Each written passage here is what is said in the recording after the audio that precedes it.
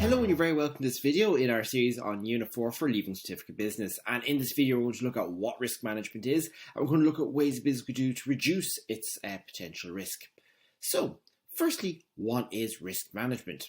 Well, risk management is a planned approach to the handling of the risk that the individual or business is exposed to, and this is known as risk management. It involves a few things: identifying all the possible risks that could happen. So, if you think about whether it's in your home or in your school or workplace, what are the possible things that could happen? So, for example, there could be the risk of fire.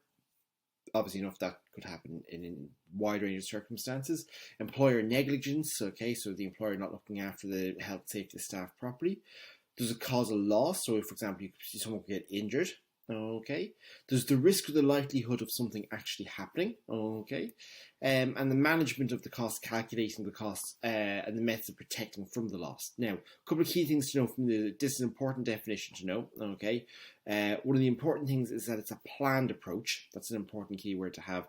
And then you need to know the various parts that's involved. So each of the lower bullet points, you need to be aware of each of those different, two or three of those areas there.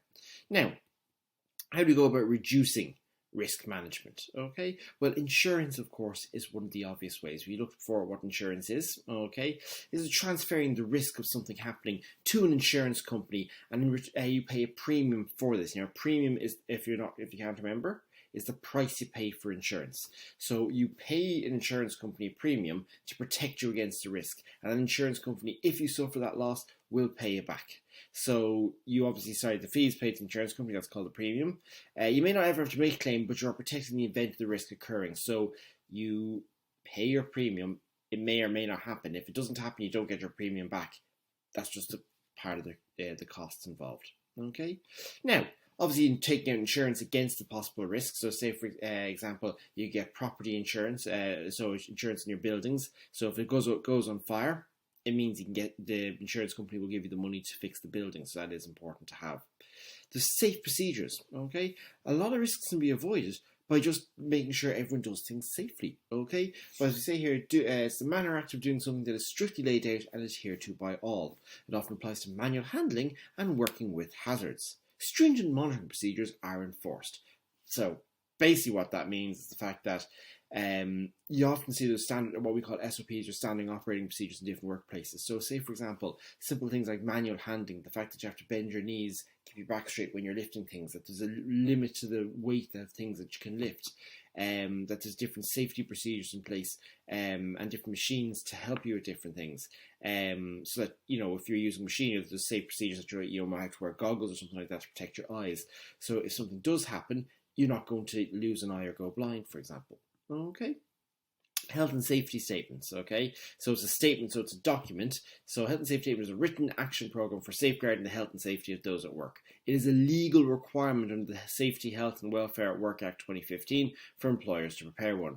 Now, what goes into a Health and Safety Act is basically what this whole third bullet point is about. It gives you the relevant regulations, identifies hazards, risk assessments, protective and preventative measures, resources, emergency plans, procedures, duties of employees, and the names, titles, and positions of people responsible for performing tasks assigned to them.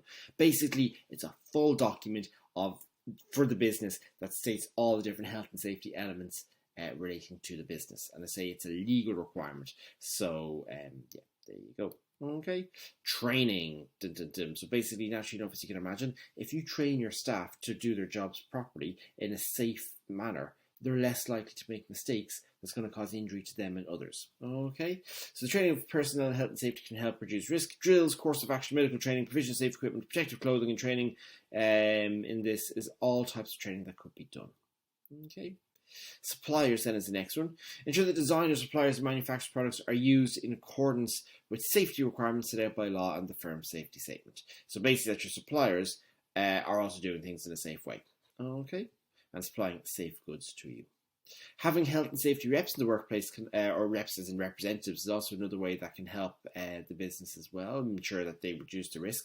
So by having health and safety representatives in the workforce, it means that they can be keeping an eye out for any possible health and safety breaches and identifying any possible issues that letting management know so that they can be solved, hence reducing the risk of an accident or something happening.